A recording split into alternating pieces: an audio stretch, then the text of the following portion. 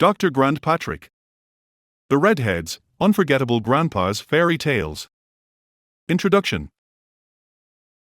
The tales begin. The warm glow of the evening fire cast flickering shadows across the walls of Grandpa's cozy little cottage nestled at the edge of the heartwood forest.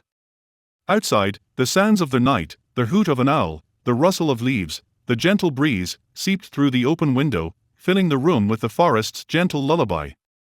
The night was young, and the stars hung low and bright over the trees, casting their silver light over everything. Ian, a young boy wide-eyed and full of curiosity, sat cross-legged on a cushion beside Grandpa, his head tilted up, ready to listen to whatever story Grandpa would tell him next. "Grandpa," he asked, his voice a mix of excitement and wonder, "when my brother Aiden was little, you used to tell him stories about the Redheads, didn't you?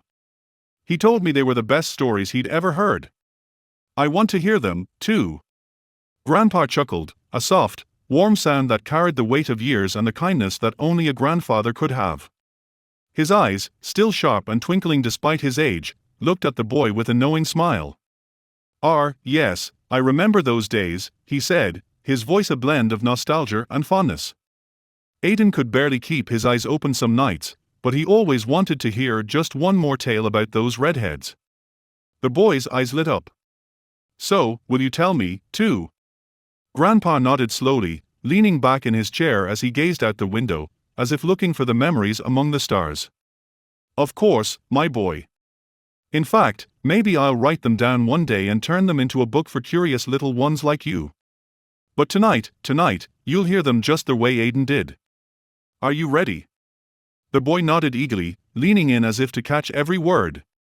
He knew that once Grandpa began, the world around them would fall away, leaving only the world of the Redheads, little forest folk with bright red hair and beards who were wise, brave, and kind.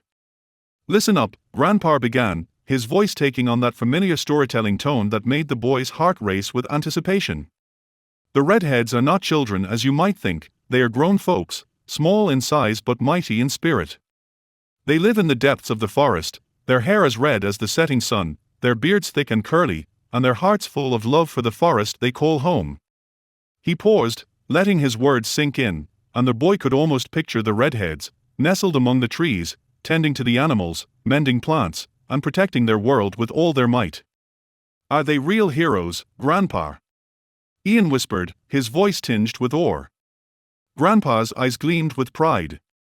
"Oh, they are heroes, all right," he said softly. "True heroes. In the morning, their hands are sometimes covered with blisters, bloody blisters from the work they do to keep the forest safe.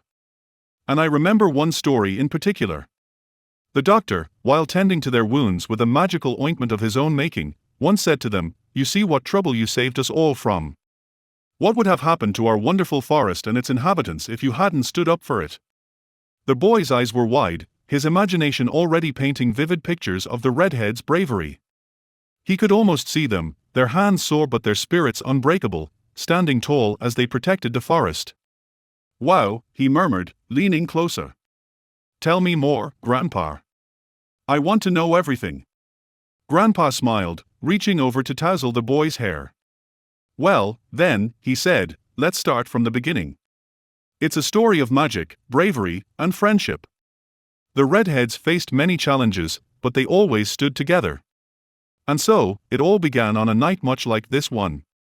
With those words, Grandpa began weaving the tale, and the boy was swept away into a world of wonder, a world where tiny heroes with fiery hair and boundless courage protected the heart of the forest.